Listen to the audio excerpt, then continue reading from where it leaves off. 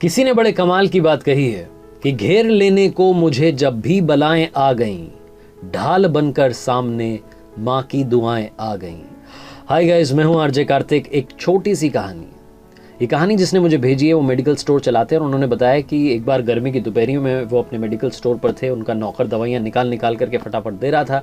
उनके medical store पर उस दिन बड़ी भीड़ थी, बड़े सारे कस्टमर्स आए हुए थे। ये फटाफट बिलिंग कर रहे थे, कस्टमर्स तक दवाइयाँ पहुँचा रहे थे।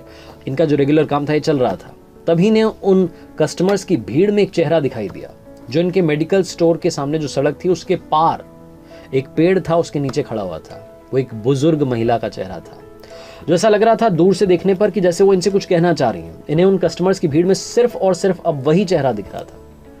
इन्हें लग रहा था कि वो इनसे कुछ अपनी कहानी कहना चाह रही हैं, कुछ बात करना चाह रही हैं, लेकिन कह नहीं पा रही हैं। अब इन भाई साहब को लगा कि फटाफट से जाकर के उन महिला से बात करनी है, उन अम्मा से बात करनी है। इन्होंने फटाफट नौकर की मदद करना शुरू किया। फटाफट से दवाइयाँ निकालते गए, बिल बनाते गए, कस्टमर्स को कम करते गए, उन तक दवाइयाँ पहुँचाते गए। भीड़ कम होने लगी धीरे धीरे धीरे। 2-4 कस्टमर बचे थे। इन्होंने अपने नौकर से कहा कि बेटा अब तुम देख लो, 5 मिनट में वापस आता हूँ। ये मेडिकल स्टोर से बाहर निकले, सड़क पार करके उस पेड़ तक पहुँचे जिसकी छाँव में वो अम्मा जी खड़ी थी। उन्हें जाकर के प्रणाम किया और कहा कि माता जी प्रणाम, क्या बात हो गई है?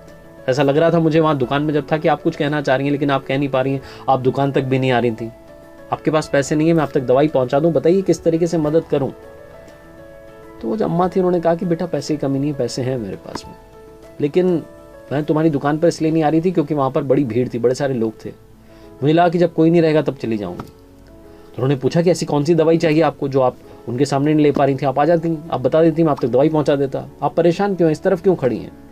तो जो अम्मा थी उन्होंने बताया कि बेटा मैं क्या बताऊं, कल शाम में मेरे बच्चों का कॉल आया। मेरे बच्चे ना बड़े शहर में रहते हैं और मुझसे मिलने के लिए हर बार गर्मी की छुट्टियों में आते हैं। मेरे बेटे ने मुझे कॉल करके बोला कि मम्मी इस बार मैं, मेरी वाइफ, मेरे बच्चे, हम लोग घूमने के लिए हिल स्टेशन जा रहे हैं और मैं इन सबको लेकर के जा रहा हूँ क्योंकि इनकी छुट्टियाँ बार बार नहीं आएंगी। तो वेकेशंस में हम पहाड़ों में घूमने के लिए जा रहे हैं और आपसे मिलने के लिए इस बार गर्मी की छुट्टी में नहीं आ पाएंगे। वी आर सॉरी मम्मा, अगली बार पक्का आएंगे।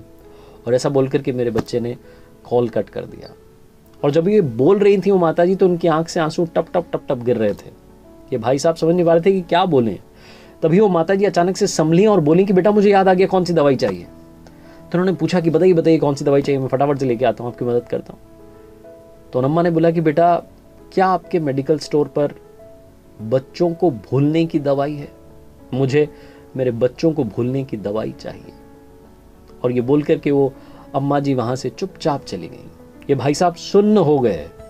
ये चुपचाप अपने मेडिकल स्टोर में आ गए और सोचने लगे कि ऐसा कभी कोई दिन ना आए कि पेरेंट्स को बच्चों को भूलने की दवाई लेने के लिए किसी मेडिकल स्टोर पर जाना पड़े।